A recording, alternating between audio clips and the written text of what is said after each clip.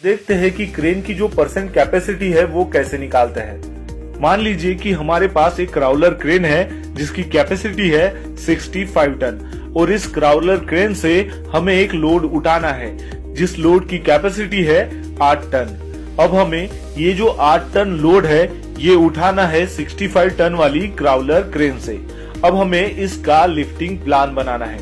अब क्रेन का जो ऑपरेटर है उसने अपना जो बूम है वो निकाल लिया है और वो बूम की जो लेंथ है वो टोटल है 28 मीटर, यानी कि 28 मीटर की जो बूम लेंथ है उसमें से उसको वो लोड उठाना है। अब आपको ये क्वेश्चन आया होगा कि क्रेन ऑपरेटर को कैसे पता है कि इतना जो लोड है कि इतने ही बूम लेंथ में ये लोड उठा सकते हैं। तो उसको इस चीज का पता चलता है बाय यूजिंग लोड चार्ट, जो लोड चार्ट उसके पास होता है। अब ये जो क्रेन है जिसका ये हुक है जिसके जरिए हमें ये जो लोड उठाना है उस हुक का भी वेट हमें पता होना चाहिए। तो हुक ब्लॉक का जो वेट है वो है 4 टन। अब हमें चौथी बात पता होना चाहिए वो यानी कि क्रेन का रेडियस कितना है। तो क्रेन का रेडियस यानी कि जहां पर क्रेन ऑपरेटर क्रेन को ऑपरेट करता है उस सेंटर पॉइंट से लेकर जहां पर आपको लोड उठाना है वहां तक का जो भी डिस्टेंस है उसे क्रेन का रेडियस कहते हैं। अब मान लीजिए कि ये जो क्रेन का रेडियस है वो है 8 मीटर और उसके बाद हमें ये पता होना चाहिए कि बाय यूजिंग लोड चार्ट इतने बूम लेंथ में वो क्रेन कितना लोड उठा सकती है। तो मानते ही कि हमने लोड चार्ट देख लिया और उस लोड चार्ट में ये बताया जा रहा है कि इतने बूम लेंथ में और इतने बूम के एंगल में वो जो क्रेन है वो लोड उठा सकती है 15.5 टन, यानी कि उसका सेफ वर्किंग लोड कितना हो गया 15.5 टन।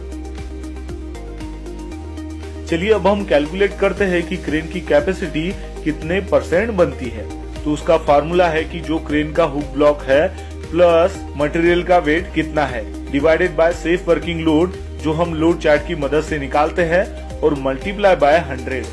जैसे कि हमें पता है कि इस हुक ब्लॉक का जो वेट है वो है 4 टन प्लस जो भी हम मटेरियल उठा रहे हैं यानी कि जो लोड है उसका वेट है 8 टन और divided by safe working load जो हमने निकाला है बाय यूजिंग लोड चार्ट वो है 15.5 टन मल्टीप्लाई बाय 100, यानी कि वो कितना बन गया 12 डिवाइडेड बाय 15.5 मल्टीप्लाई बाय 100। इसका अगर हम कैलकुलेशन करेंगे तो हमें रिजल्ट मिलेगा 77.41, यानी कि 77% जो है वो उसकी क्रेन परसेंट कैपेसिटी है, यानी कि करंट परसेंट क्रेन कैपेसिटी है 77%।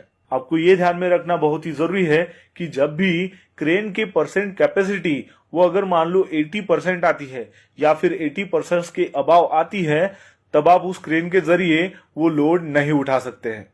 यानी कि 80% के अंदर अगर वो परसेंट आता है तभी आप उस क्रेन का इस्तेमाल कर सकते हो उस लोड को उठाने के लिए, और अगर उसका जो परसेंट है वो 80% के अबाव जाता है तब आप उस क्रेन का इस्तेमाल उस लोड को उठाने के लिए नहीं कर सकते। उसके लिए फिर आपको क्रेन को चेंज करना होगा और जिसकी कैपेसिटी ज्यादा है उस क्रेन से उस लोड को उठाना पड़ेगा।